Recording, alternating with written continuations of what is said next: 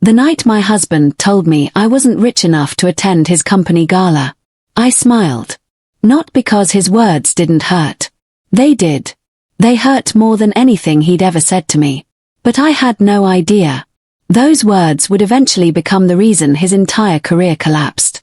My name is Emily Carter. I'm 31 years old. And for 6 years, I believed I had married the man of my dreams. His name was Jason Carter. When we first met, Jason wasn't rich. He wasn't successful. He wasn't even confident. He was simply a hard-working young man trying to build a career. I believed in him before anyone else did. When he got rejected from his first 3 jobs, I encouraged him. When he couldn't afford his apartment, I helped with the rent. When he started working at a small technology company, I celebrated like he'd become the CEO. And when he told me one day, "Emily, I'm going to build something big," I believed him. Completely. I never cared about money. I never cared about expensive clothes. I never cared about luxury restaurants. I loved Jason. That was enough. At least. It used to be. Everything changed after Jason was promoted. He became a senior executive at Blackwell Innovations, one of the fastest-growing technology companies in the country. His salary tripled. Then quadrupled. He started traveling first class. He bought designer watches. He rented a luxury apartment downtown. And slowly, he started becoming a different person. The man who once loved eating pizza on our tiny balcony now complained when I cooked dinner at home. The man who once said my $30 dress was beautiful started asking why I didn't dress like the wives of his colleagues. I tried to ignore it. I told myself, he's under pressure. His job is stressful.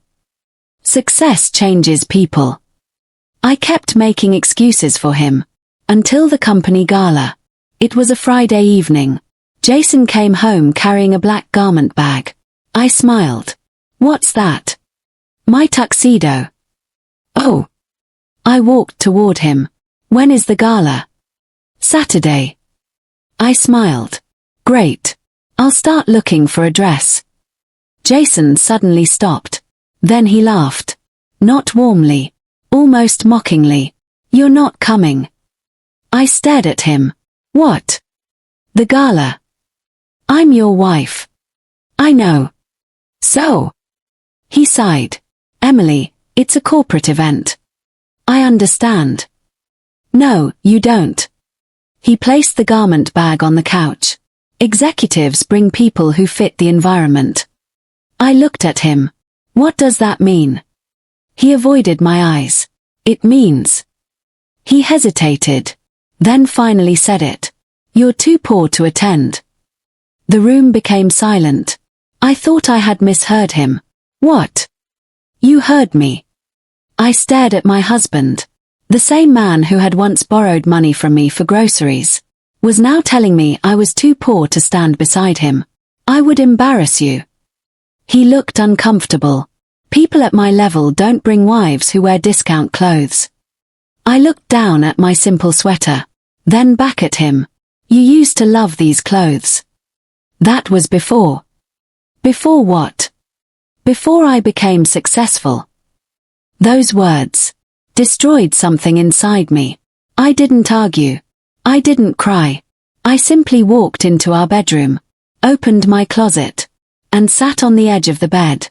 For 6 years, I had sacrificed for Jason. I had supported his dreams. I had stood beside him when he had nothing. And now, he was ashamed of me because I wasn't wealthy enough. I wiped my tears. Then something strange happened. I remembered my grandmother. She had passed away 2 years earlier. Before she died, she told me something I never understood. She said, "Emily, when the right time comes, you'll understand why I kept certain things from you." At the time, I thought she was talking about family memories. I had no idea what she meant. The next morning, I decided to clean out the storage room. I wanted something to distract myself. While moving an old wooden cabinet, I noticed something underneath it. A small metal box. It had my grandmother's initials engraved on the lid. EC.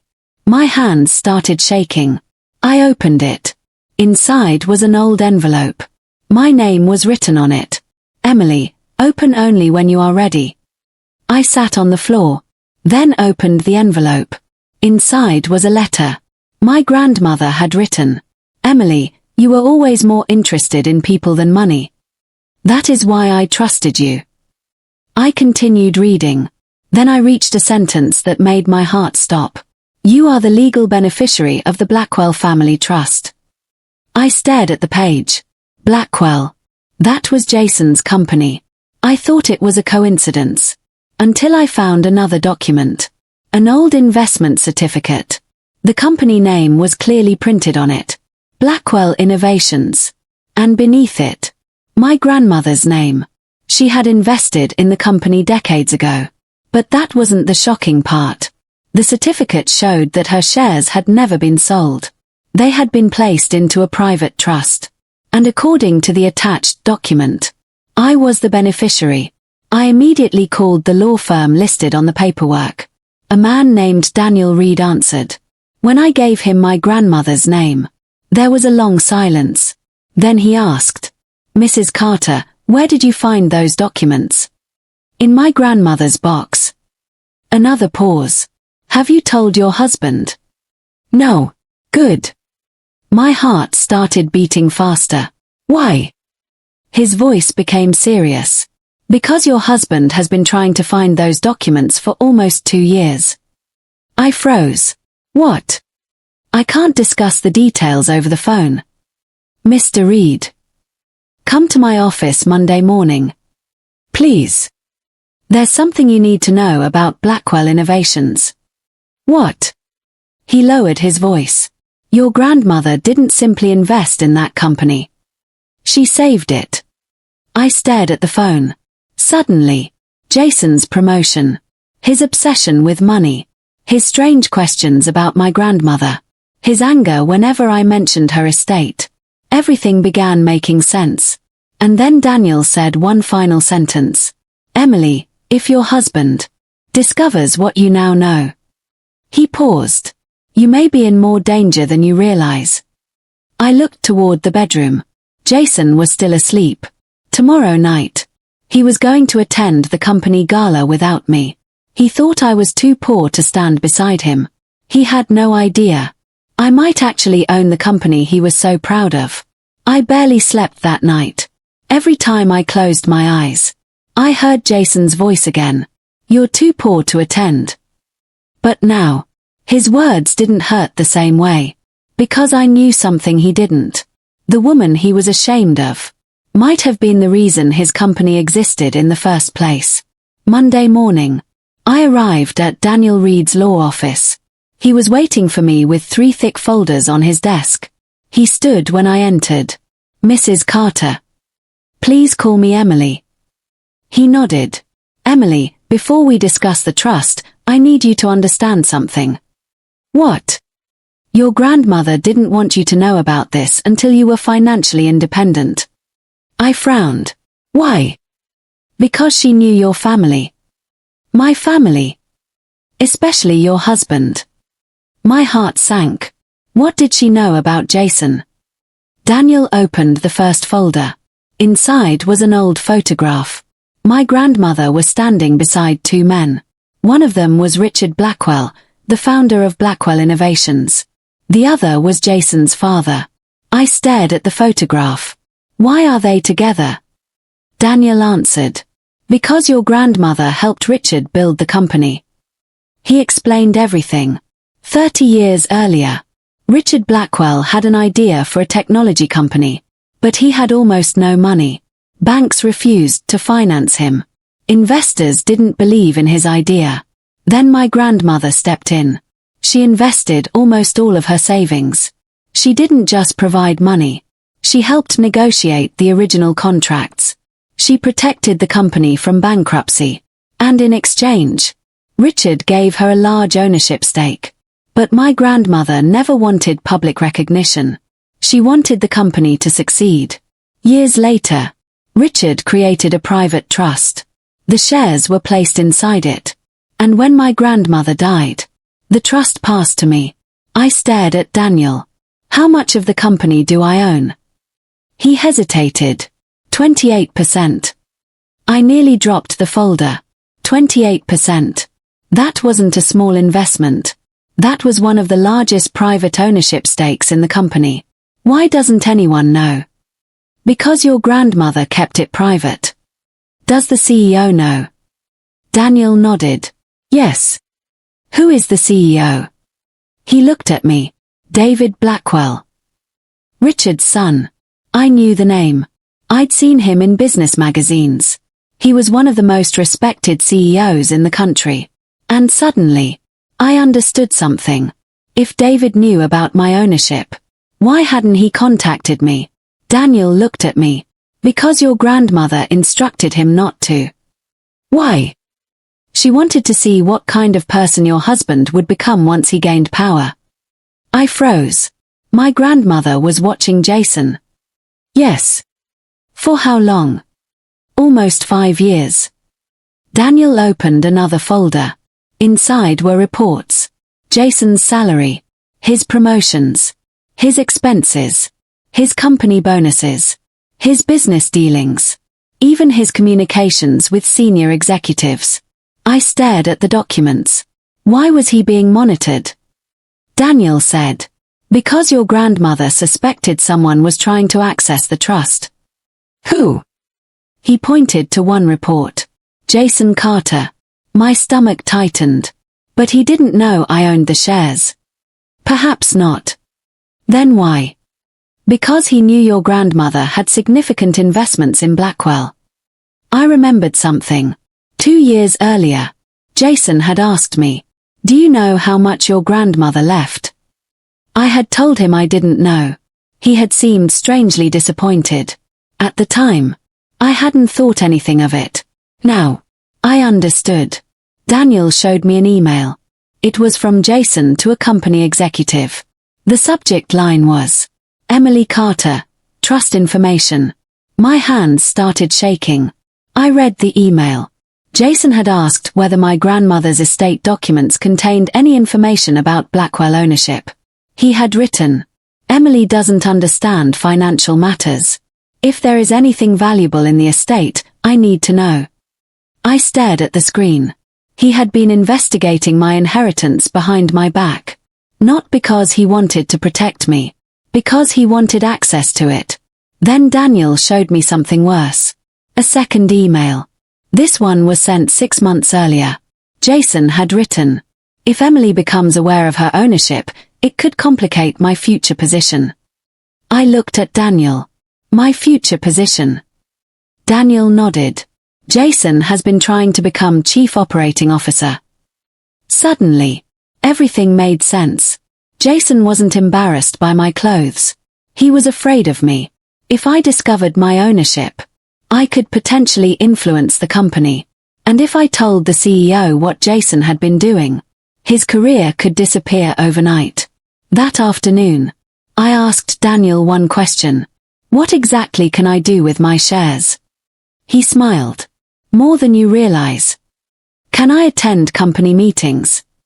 Yes. Can I vote? Yes. Can I challenge executives? Yes. And can I request a full audit? He looked at me. Absolutely. I smiled. Then I want an audit. Daniel nodded. But there's one problem. What? If you do this publicly, Jason will know. I looked out the window. Let him. That evening, Jason came home dressed in his tuxedo. He looked at himself in the mirror. He was proud. The gala is tonight. I nodded. I know. He adjusted his cufflinks. You'll probably enjoy having the apartment to yourself. I looked at him. Probably. He walked toward the door. Then stopped. You understand why you can't come, right? I smiled. Perfectly. He looked relieved. I knew you'd understand. He kissed my forehead. Then whispered. Don't wait up. The door closed. I waited 30 seconds. Then picked up my phone. I called Daniel. His Gone. Are you sure you want to do this? I looked at the trust documents. Yes. 1 hour later, a black car arrived outside my building. I walked downstairs wearing a simple black dress. Nothing expensive. Nothing flashy. Just elegant. Daniel was waiting. He opened the door. Ready? I nodded. Where are we going? He smiled. The gala. I stared at him. But Jason said. I know. We drove toward the Blackwell headquarters. When we arrived, hundreds of guests were entering the ballroom. Executives, investors, celebrities, business leaders, and Jason were standing near the entrance, laughing with his colleagues. Then he saw me. His smile disappeared. He walked toward me. What are you doing here? I calmly answered. I'm attending my company's gala. His face turned pale. You're what? Before he could say anything else, the ballroom lights dimmed. Everyone turned toward the stage. The CEO stepped forward. David Blackwell. He looked across the room. Then his eyes stopped on me.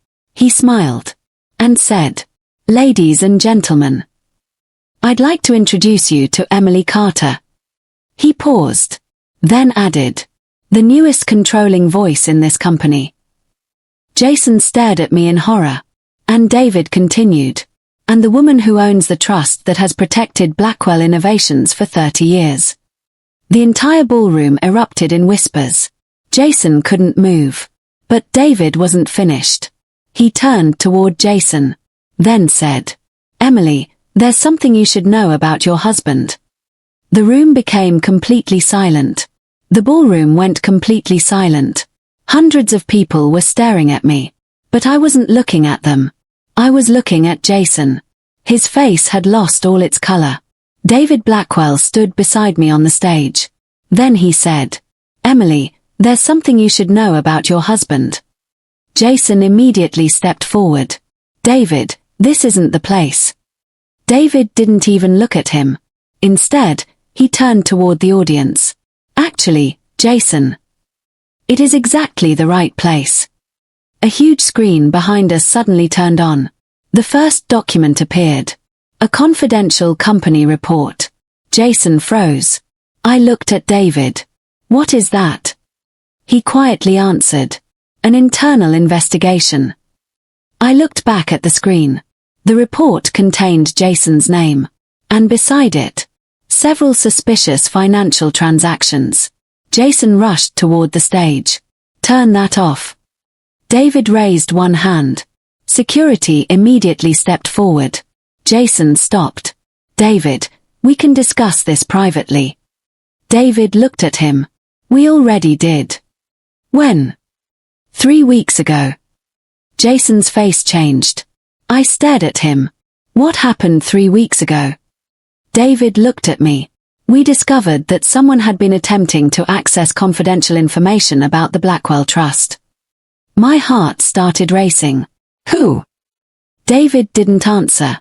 He simply looked at Jason. The entire room understood. I did too. I turned toward my husband. You knew. Jason shook his head. No. You knew about my grandmother's trust. I didn't. David interrupted. Jason requested your grandmother's estate records twice. Jason's eyes widened. That's not true. David nodded toward the screen. Then perhaps you'd like to explain these emails. Another document appeared. Jason's own email. If Emily discovers her ownership stake, my position at Blackwell could be compromised. My stomach dropped. I looked at Jason. You wrote that. I was worried about your family. I almost laughed. My family? You were investigating my inheritance. I was trying to protect you. By secretly asking the company about my grandmother. He had no answer. Then David revealed something even worse. That's not the reason Jason was placed under investigation. I looked at him. What else did he do? David pressed a button. The screen changed. A series of payments appeared. Small amounts. $2,500, $4,000, $7,500, $12,000, all going to different accounts. I recognized one name, Jason's business partner. Another name appeared, Jason's brother. Then another, a private consulting company. I stared at the transactions. What am I looking at? David answered, company money. My heart sank. Jason was transferring company funds. Not exactly. David paused. He was creating fake consulting expenses. Jason immediately shouted, that's a lie. David remained calm. Then explain why the consulting company is registered to your brother. Silence. Jason looked at me. Emily. I stepped backward. Don't. Please listen. How much? He didn't answer. How much money? David said. $486,000. The room erupted in whispers. I felt like the floor had disappeared beneath me. Jason came toward me. Emily, I was going to pay it back. I stared at him. You stole almost $500,000. I borrowed it. Without permission. I had financial problems. You told me you were successful. I am. No. I shook my head. You were pretending. He looked desperate. I did it because I wanted a better life for us. I stared at him. Then why were you ashamed to bring me to your gala? He didn't answer. I continued. You weren't embarrassed by my clothes. You were embarrassed because you knew I could expose you. Jason's face collapsed. David stepped closer. There is another matter. He handed me a folder. This is your grandmother's original agreement with Blackwell Innovations. I opened it. My grandmother's signature was at the bottom. But there was another signature. Richard Blackwell. And underneath it, a clause I'd never seen before. I read it carefully. The trust didn't simply give me 28% ownership. It gave me something much more powerful. The right to request the removal of any executive involved in financial misconduct. I looked at David. Does that mean? He nodded. You have the authority to vote on Jason's removal. Jason looked terrified. Emily.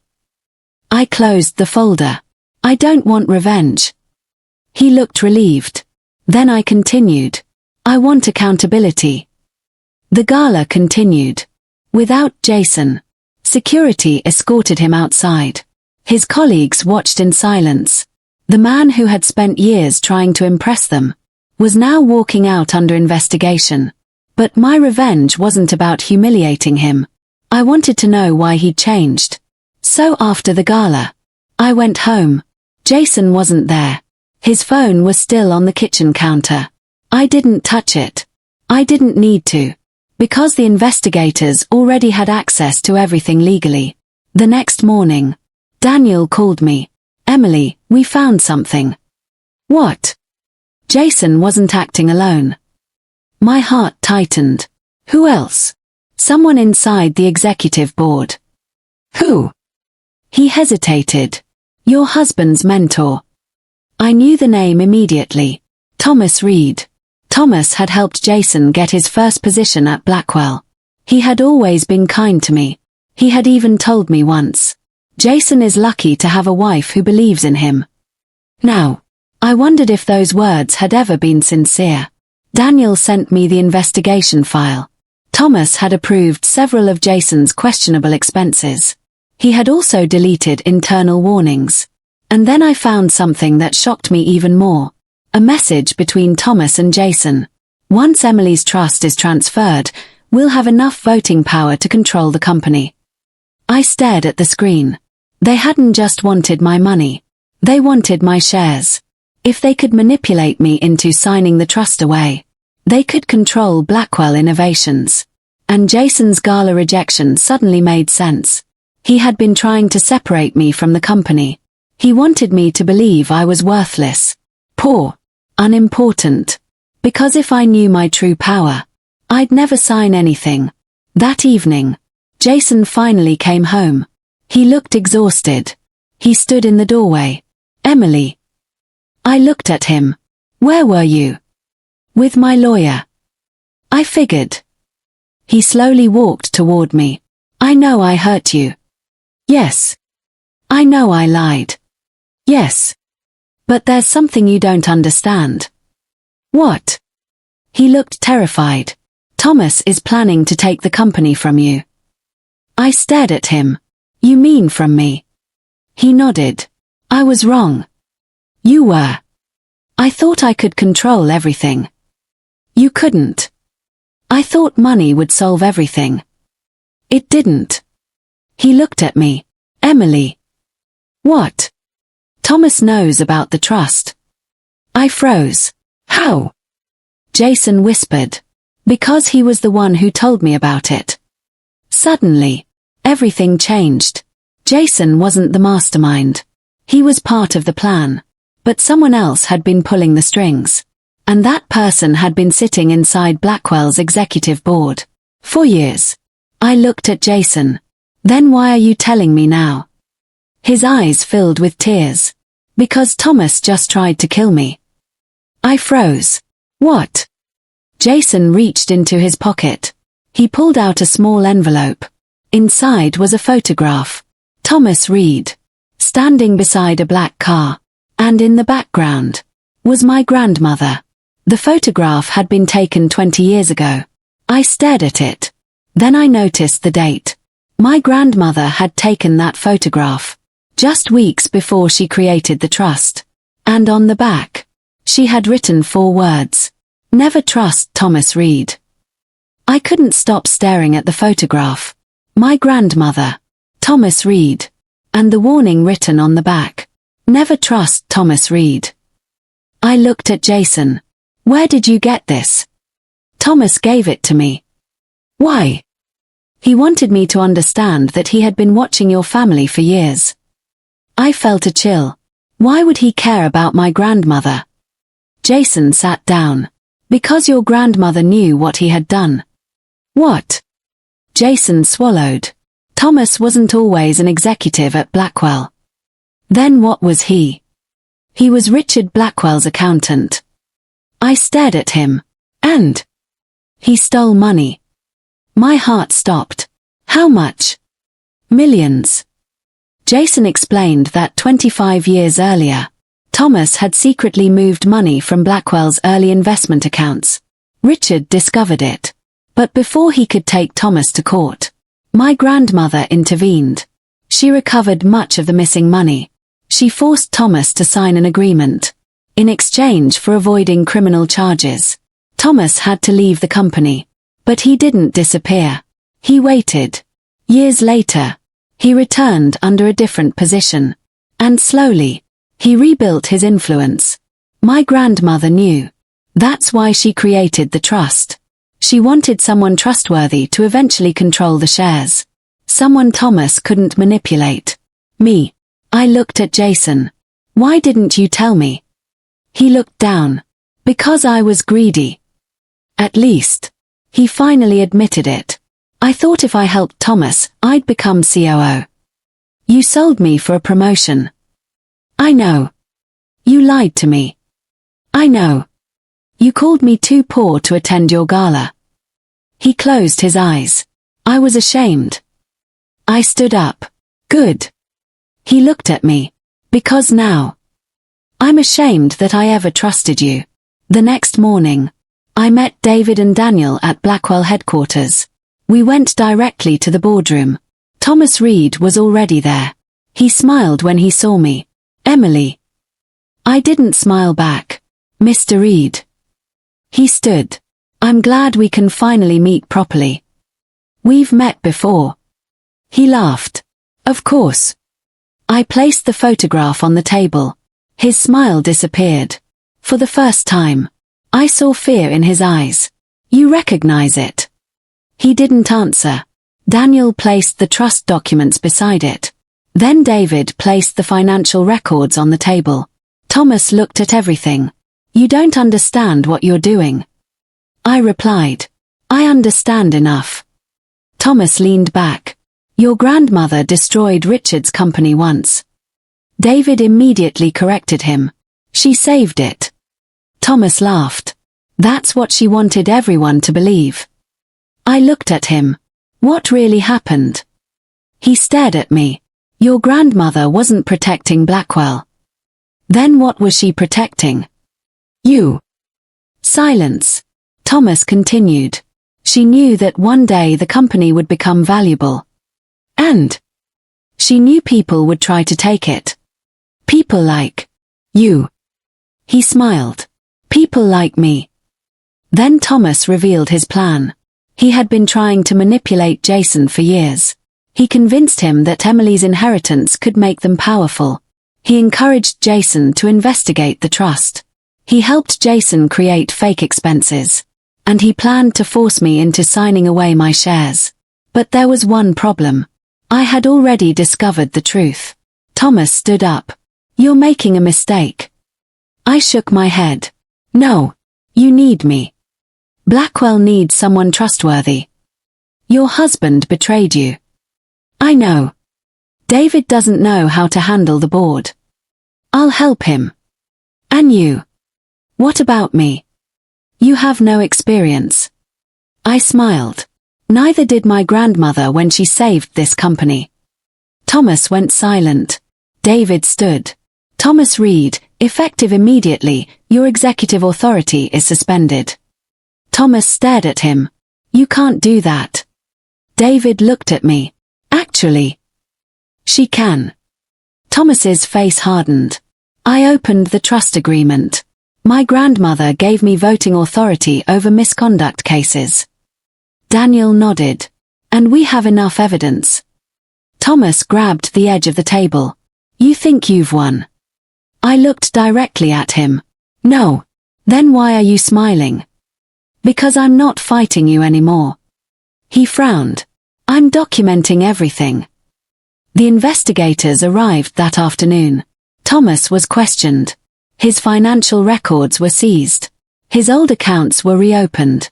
And suddenly, the man who had spent decades hiding behind powerful people had nowhere left to hide. But the biggest surprise came later. David called me into his office. I found something in the archives. What? He handed me an old file. Inside was a letter from my grandmother. It was dated 2 weeks before her death. I read it. Emily, if you're reading this, then Thomas has finally revealed himself. My hands shook. She had known. She had predicted everything. Then I reached the final paragraph. There is one more secret you must know. I turned the page. And froze. Jason is not the only person who betrayed you. I looked at David. What does that mean? He shook his head. I don't know. I kept reading. The next sentence was underlined. Someone in your own family helped Thomas. My heart dropped. My family. I thought of my mother. My father. My siblings. Everyone I had trusted. Then I saw the name. Sarah Carter. Jason's mother. I stared at it. Jason's mother had always treated me like family. She had defended me. She had hugged me. She had even told me, "You're the daughter I never had." But according to my grandmother, she had been working with Thomas for years. And suddenly, I understood why Jason had always known so much about my family. Because the information hadn't come from him. It had come from his mother. I looked at David. What did she do? He opened another file. Inside was a copy of a bank transfer. The sender. Sarah Carter. The recipient. Thomas Reed. Amount. $250,000. And the transfer date was only 3 months before my wedding. I stared at the document. Then I whispered. My husband didn't choose me because he loved me. His family chose me because they wanted my inheritance. And suddenly, the marriage I'd spent 6 years trying to save looked less like a love story and more like a carefully planned trap. I stared at the bank transfer. $250,000. Sarah Carter had sent it to Thomas Reed. 3 months before my wedding. I couldn't breathe. For 6 years. I had believed Jason and I had fallen in love naturally. Now I was discovering that someone had been planning my life before I even knew what was happening. I looked at David. Is this real? He nodded. The bank confirmed it. Why would Jason's mother pay Thomas? We don't know yet. Daniel opened another folder. We might. Inside was an old email. It had been sent by Sarah to Thomas. The subject line read, "The Carter Trust." I read the message. Once Emily marries Jason, we will have access to the family estate information. My hands started shaking. Then I saw the final sentence. She trusts him completely. I closed my eyes. They had planned it. The marriage. The questions about my grandmother. The interest in my finances. Everything. I called Jason. He answered after several rings. Emily. Did your mother know about my grandmother's trust? Silence. Jason. Finally. He whispered. Yes. My heart broke all over again. How long? Before we got married. Did you know? I knew there was an inheritance. Did you know about the trust? He didn't answer. That was enough. You knew. I'm sorry. You knew. I was young. You were 30 years old. I thought I loved you. You thought. He began crying. I did love you. I shook my head. You loved the life you thought I could give you. Jason finally told me the truth. His mother had told him that my grandmother was wealthy. She encouraged him to date me. Thomas promised Jason a promotion if he helped uncover information about the trust. Jason agreed. At first, he told himself it wasn't serious. Then he actually fell in love with me. But he never told me the truth.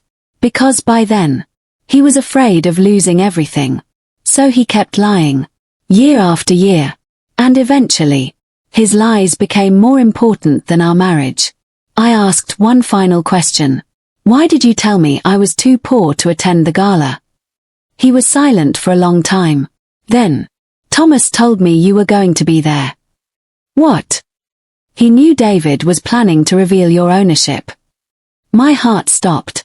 So you knew? No, I didn't know exactly what David would announce. But you knew something was happening. Yes. Then why? Jason whispered. Because I was afraid you'd discover everything. I closed my eyes. The gala wasn't about my clothes. It wasn't about my social status. It was about keeping me away from the people who could tell me the truth. The next morning, I met Sarah Carter. She was sitting alone in a small cafe. When she saw me, she immediately started crying. Emily. Don't. She lowered her head. I know what you found. How long? Since before your wedding. Why? She looked at me. Thomas convinced me your grandmother had hidden millions. And he promised me a percentage. I stared at her. So you sold me. She cried. I made a terrible mistake. No. I shook my head. You made a choice. I placed the bank transfer on the table. You paid Thomas $250,000. She nodded. Where did the money come from? My savings. I looked at her. Your savings. She hesitated. Jason doesn't know everything. What else don't I know? She reached into her purse. Then placed an old envelope on the table. This. I opened it. Inside was another document. A handwritten note from my grandmother. I recognized her handwriting immediately. It said, Sarah Carter has already betrayed the family once. I looked up. Once. Sarah started crying harder. My grandmother had known about her years before my wedding. And she had left evidence. The note continued. If Sarah approaches Emily, do not trust her promises. Then came the final line. She knows where the original trust documents are hidden. I looked at Sarah. Where? She whispered. Your grandmother's house. I froze. My grandmother's old house. She nodded. Thomas never found the original documents. Why?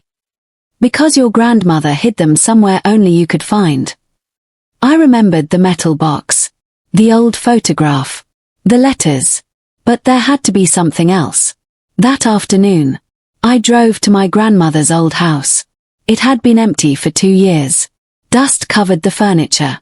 Old photographs lined the walls. I walked into her study. I remembered something she used to tell me. The truth is usually hiding where everyone stops looking. I searched the desk. Nothing. Bookshelves. Nothing. Closet. Nothing. Then I noticed the old fireplace. There was a small crack in the stone. I touched it. The stone moved. Behind it was a hidden compartment. Inside was a black leather folder. I opened it, and there it was. The original Blackwell Trust Agreement. But there was something else. A second document. I unfolded it. It was a list of names. People my grandmother believed might eventually try to take control of Blackwell Innovations. Thomas Reed, Sarah Carter, Jason Carter, and one final name. David Blackwell. I froze. David. The CEO who had just helped expose everyone. Why would my grandmother have listed him? I kept reading. Then I found the explanation. David wasn't part of the conspiracy. My grandmother had written, "David is not my enemy. He is the test." I didn't understand. Then I found one final letter. "Emily, if David reveals the truth to you publicly, you will know he has chosen the company over his family's power." I stared at the words. Suddenly, everything made sense. My grandmother had trusted David. She had created the trust not only to protect the company, but to test the people around it. And now, I finally understood why she had chosen me. A week later, the board held an emergency meeting. I walked into the room. Jason was no longer an executive. Thomas was under investigation. Sarah had admitted her involvement. And David stood at the head of the table. He looked at me. "Emily." I nodded. "Are you ready?" I placed the original trust agreement on the table. "Yes." The board waited. I had enough voting power to make a decision. I could remove executives. I could sell my shares. I could take the money and walk away. Instead, I did something nobody expected. I kept my shares. But I refused to use them for revenge. I created a new trust. One that would protect the company from anyone trying to exploit it again. Then I announced, no executive will ever again be allowed to hide ownership conflicts from shareholders. The board approved the reforms. Blackwell Innovations survived. Months later, Jason and I finalized our divorce. He lost his position. He had to repay the money he had taken. But I never tried to destroy him. I simply stopped protecting him from the consequences of his choices. Sarah left the city. Thomas faced criminal charges. And Blackwell became stronger than it had ever been. As for me, I started my own foundation. It helped women understand inheritance rights, financial independence, and protecting themselves from financial manipulation. The first project was named after my grandmother. The Carter Foundation for Women's Financial Independence. One evening, I stood outside the Blackwell headquarters. The same building where Jason had once told me I wasn't good enough. I looked at the reflection of myself in the glass. I remembered the woman who had cried alone in her bedroom. The woman who thought being poor made her worthless. The woman who believed her husband when he said, "You'd embarrass me." That woman was gone. I had learned something far more important than wealth. Money can give you power, but knowing your worth gives you freedom. My grandmother hadn't left me millions because she wanted me to become powerful. She left me a choice to decide who I wanted to become. And I finally understood why she had hidden everything. She knew that if I discovered my wealth too early, I might become like the people who wanted it. Instead, she let me grow into someone who could have power, without becoming controlled by it. A year after the gala, I received a letter. It was from Jason. He wrote, "I know I don't deserve your forgiveness. But I want you to know that meeting you changed my life. I read the letter, then folded it. I didn't hate him anymore. I didn't love him either. He was simply part of my past. I placed the letter in a drawer, then walked toward the window. The city was glowing below me. I smiled, because the woman Jason once called too poor now controlled one of the most important decisions in the company he had spent years trying to impress. But that wasn't my greatest victory. My greatest victory was that I no longer needed anyone's approval. I didn't need Jason. I didn't need his company. I didn't need his money. I didn't need revenge. Because I had something they could never take from me. My own future. And as I walked away from the window, I whispered the words my grandmother had once told me. The truth always finds its way home. This time, it had.